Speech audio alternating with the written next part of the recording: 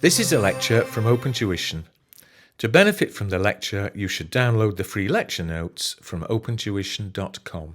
This is the final lecture on cash management, chapter 6 of the free lecture notes. And in this lecture, I want to explain the Miller-Orr model, which there can be some calculations which I'll come to, but more important is understanding what the idea is. And I think you'll agree the idea is, I think, very sensible. What is this, that obviously from day to day my cash balance will keep changing.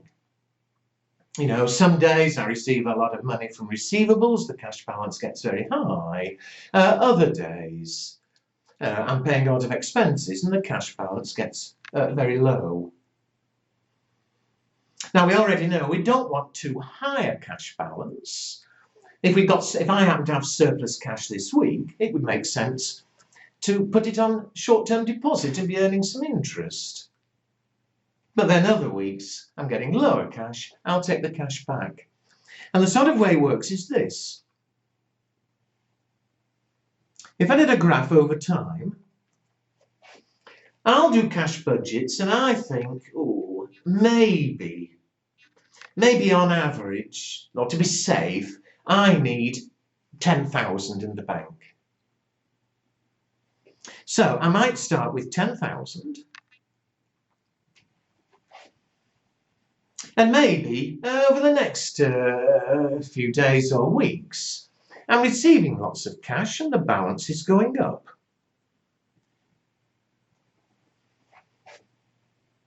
Well, I've already said we don't want too much cash in the current account. It's wasting money. Put it on deposit. So I'll set myself an upper limit.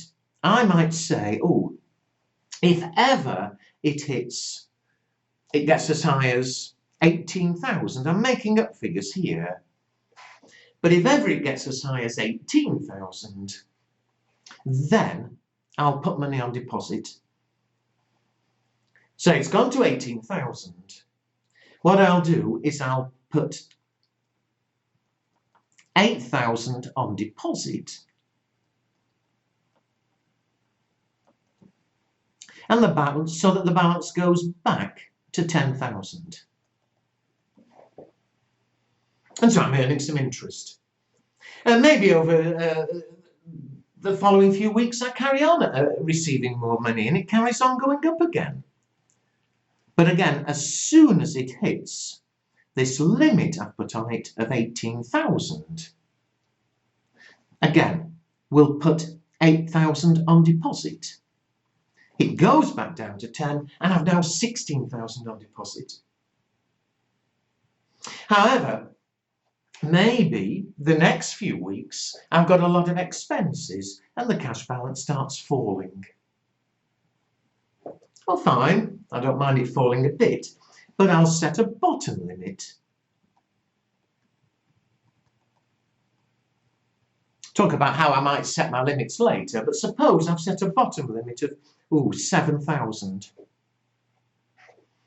Because, you know, I daren't let it drop below 7. I've done my cash budgets and I reckon we've got to have at least 7 all the time. And so as soon as it drops to 7, then I'll take money back from deposit. I'll take 3,000 from deposit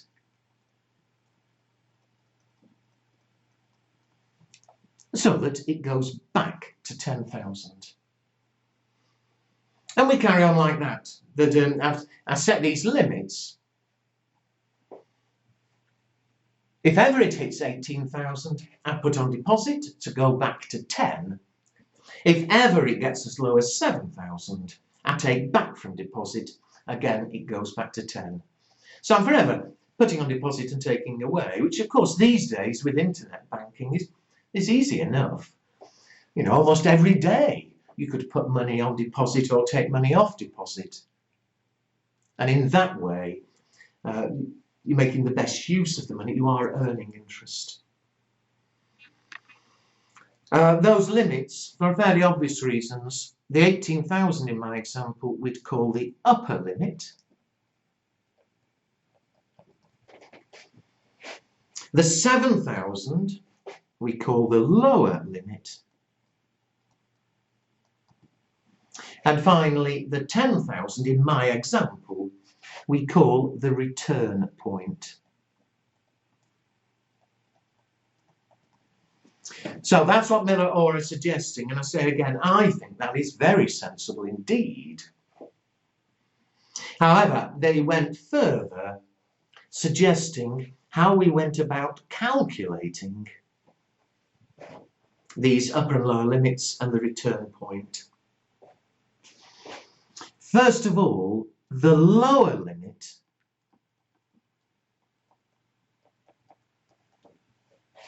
there's no formula for it. It depends on the business having done their cash budgets. The lower limit is the absolute minimum they dare operate with. So that is decided by the business.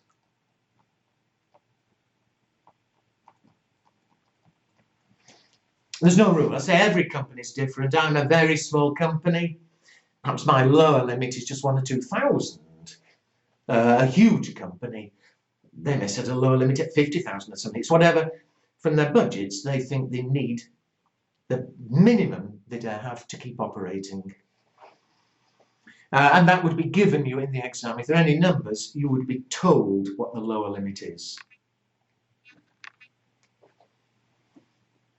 As far as the upper limit's concerned,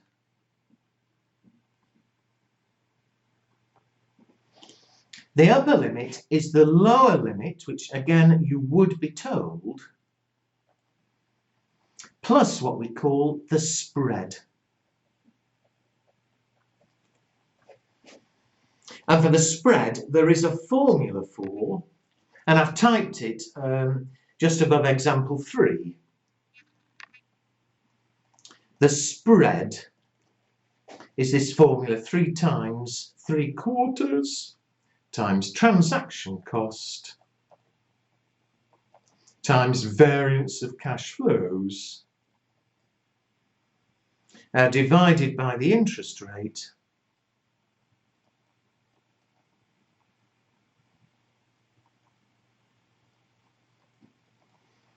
to the power 1/3. Now, I'll explain what each of those terms means in a moment. You can see quite a messy formula. That formula, though, is given in the exam. I'll show you how we calculate what those figures mean in a minute with the example. But lower limit, you'll be told.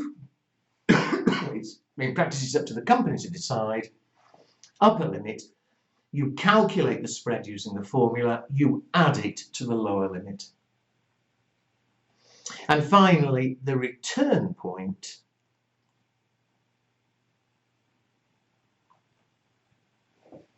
Again, I've typed it out there, but it's the lower limit, which again you'll be given, plus 1/3 of the spread.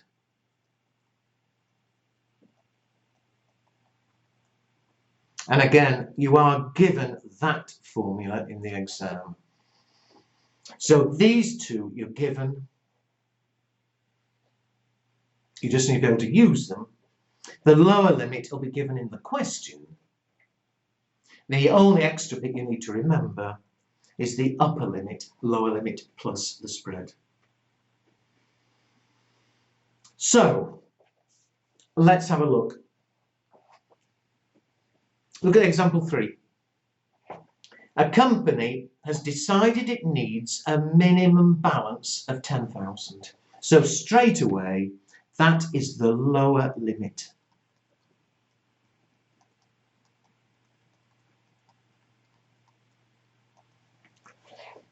The transaction cost of making transfers to and from deposit is $5. So that's what we're talking about in the formula. Every time you move to or from deposit, there's likely to be a cost involved. Well, in the formula, it's the transaction cost each time, which in our example is $5. The standard deviation of cash flows is 2,000 per day. Now, this is very annoying because although some of you at school or at university may have heard of the standard deviation, in paper F9, and in fact in paper P4, the follow-on paper, you cannot be expected to calculate a standard deviation. And for me to explain now really would be wasting your time. Basically what it's measuring is obviously your cash flows, we've already said, will change from day to day. You know, think back to my graphs. Sometimes they get higher, sometimes they get lower. The standard deviation measures the extent of how much higher and lower they get.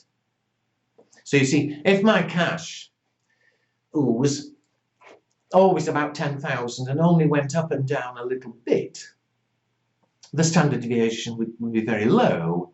If, on the other hand, my cash on average is 10,000, but sometimes it's a lot higher and sometimes a lot lower, the standard deviation is a lot higher. But again, calculating it is not in the syllabus. If he does ask this, you would be given it. However, and this is even more annoying, the formula has variance in it. Well, the variance, and this, if you want to be safe, you'd better learn, the variance is the standard deviation squared.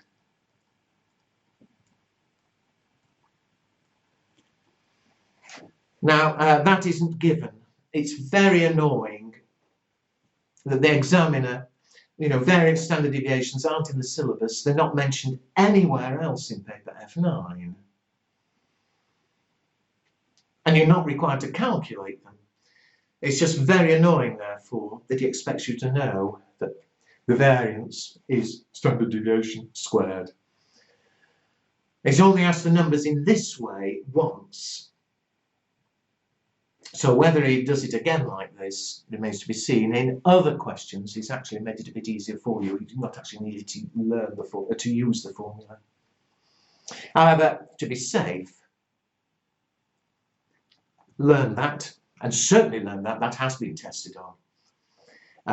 And to be safe, learn that, even though that's only been relevant once. Finally, the interest rate is 5.11% per annum. 0.0, if you divide by 365, it's 0.014% per day. This is the exact question the examiner asked. If he does it like this again, if he gives you standard deviation per day, he will give you the interest rate per day. This is exactly how he set it in the exam. You wouldn't be expected to calculate yourself the daily interest rate. Having said that, now let's stick all those figures in, the formula for the spread.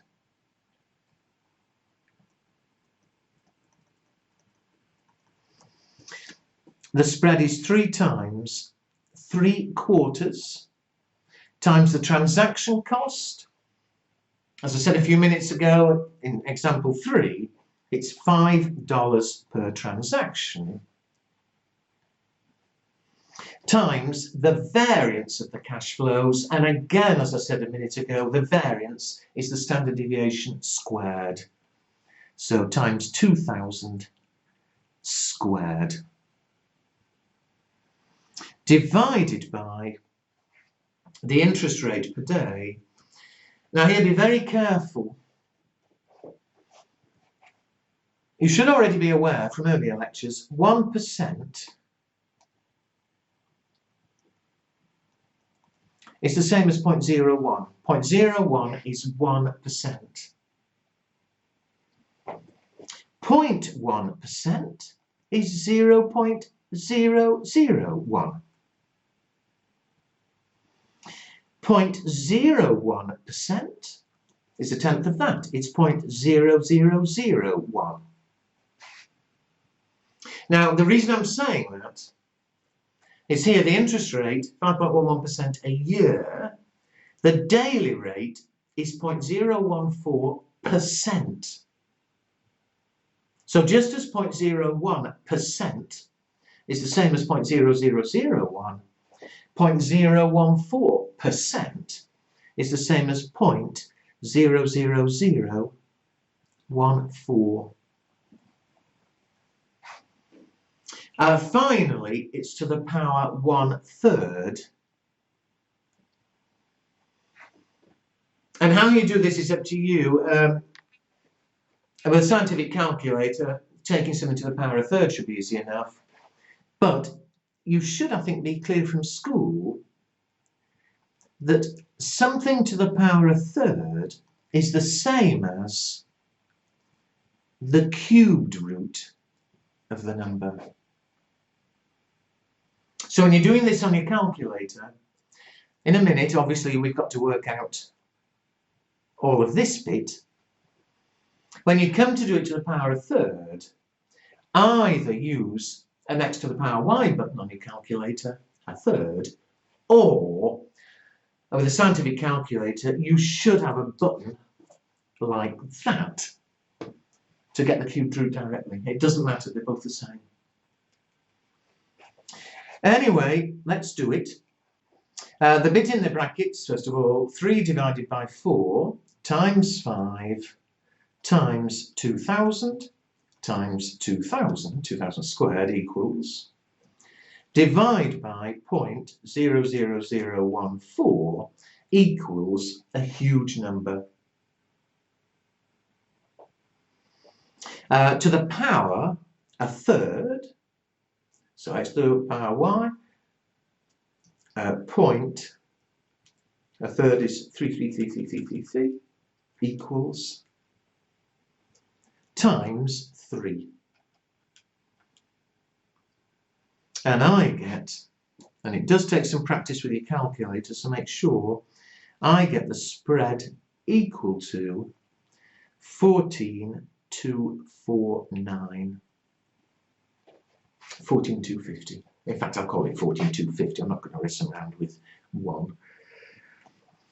Now again, you had to do that once in one exam a long time ago. In more recent exams, when it's been asked, he's told you what the spread has been, and you've not actually needed to use the formula.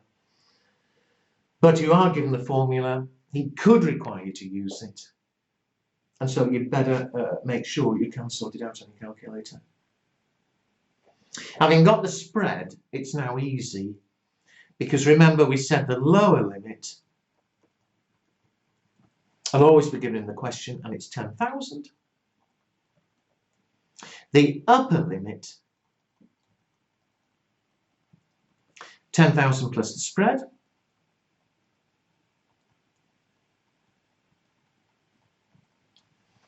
And finally, the return point.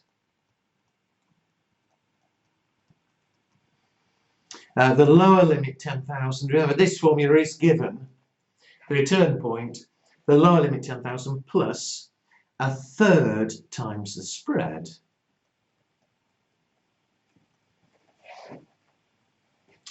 Which gives us what? 14,250 divided by 3 is 4,750 plus 10,000. I get 14,750.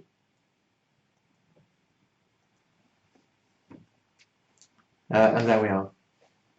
So I'm not going to wind back to my picture at the beginning, but the return point 14,750, whenever the balance hits the upper limit of 24,250, we put the difference on deposit, so it goes back to 14,750. If ever the balance drops as low as 10,000, we take the difference from deposit to go back to 14,750. So there we are. I think I've said enough about the formula being messy. And again, practice to be safe. But it is these days unlikely you'll need to use it. More importantly is to learn that and you're given that one, it's those two formulae that you're likely to need. If he gives you the spread, you can get the upper limit of the return point. And also appreciate, if he gives you the lower limit and the upper limit, you can calculate the spread because it's the difference between the two. And once you've got the spread, the return point's easy. Okay, so that's it for cash, and that's it for the working capital part of the syllabus.